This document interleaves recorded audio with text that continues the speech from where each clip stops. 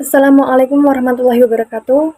Alhamdulillahirabbil alamin wa bihi nasta'inu ala umuri dunya waddin. Wassalatu wassalamu ala asrofil anbiya'i wal mursalin sayyidina wa maulana Muhammadin wa ala alihi washabihi ajmain amma ba'du. Kepada yang terhormat Bapak Dr. Haji Solikul Hadi MAG selaku dosen pengampu mata kuliah fikih muamalah serta teman-temanku yang saya sayangi dan saya banggakan. Pertama-tama, marilah kita panjatkan puji syukur atas kehadirat Allah Subhanahu wa taala yang telah melimpahkan rahmat, hidayah serta inahnya kepada kita semua, sehingga kita dapat berkumpul dalam diskusi pagi hari ini.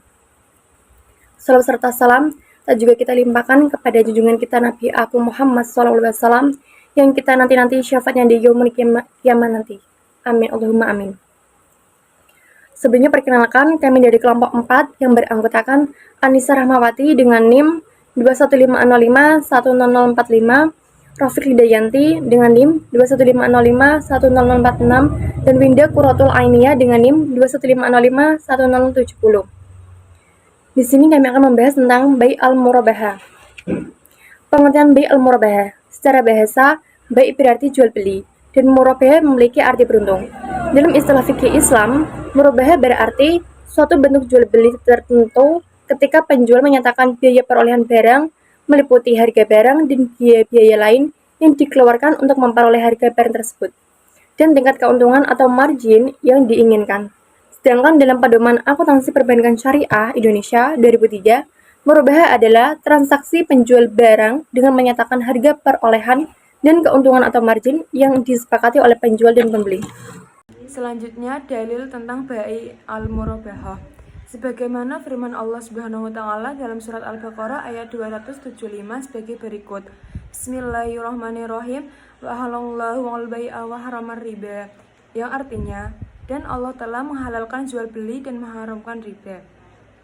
Selanjutnya, jenis bai al-murabahah. 1. Murabahah dengan pesanan. Penjual melakukan pembelian barang setelah ada pemesanan dari pembeli. Yang kedua, murabahah tanpa pesanan. Penyediaan barang tidak terpengaruh atau terkait langsung dengan ada tidaknya pembeli. Selanjutnya, rukun dan syarat murabahah. Yang pertama, rukun murabahah. 1. Adanya penjual dan pembeli. Yang kedua, adanya uang atau barang sebagai alat pembayaran. Yang ketiga, adanya ijab dan qabul. Yang kedua, syarat murabahah. 1. Penjual dan pembeli balik dan berakal. Yang kedua, ijab dan qabul sesuai kesepakatan. Yang ketiga, barang sepenuhnya milik penjual, jelas dan ada manfaatnya. Mekanisme pembiayaan murabahah. Yang pertama adalah murabahah dalam wacana fikih, dalam transaksi yang terjadi antara penjual dan pembeli. Dalam hal ini, penjual juga berperan sebagai pihak perantara. Yang kedua adalah murabahah dalam sistem perbankan Islam. Bank Syariah memberlakukan prinsip kehati-hatian yang didasarkan dari kemampuan pembayaran oleh nasabah dengan mengenakan doman atau jaminan pada nasabah dengan tujuan agar nasabah serius dan bertanggung jawab. Aplikasi dalam perbankan. Yang pertama, bank bertindak sebagai penjual dan nasabah sebagai pembeli. Harga jual adalah harga beli bank dari produsen, pabrik atau toko, ditambah keuntungan atau markup. Kedua pihak harus menyepakati harga jual dan jangka waktu pembayaran. Yang kedua, harga jual dicantumkan dalam akad jual beli dan jika telah disepakati tidak dapat berubah selama berlaku akad. Dalam perbankan, murabahah lazimnya dilakukan dengan cara pembayaran cicilan atau bisamal ajil.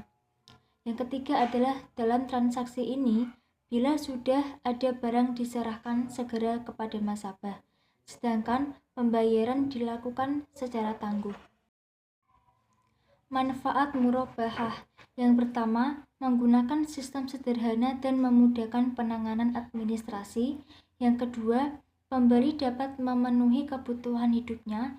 Yang ketiga, penjual mendapatkan keuntungan dari selisih harga jual dengan harga beli sesuai kesepakatan. Yang keempat, terhindar dari kemungkinan risiko lalai, fluktuasi harga komparatif, dan penolakan sepihak.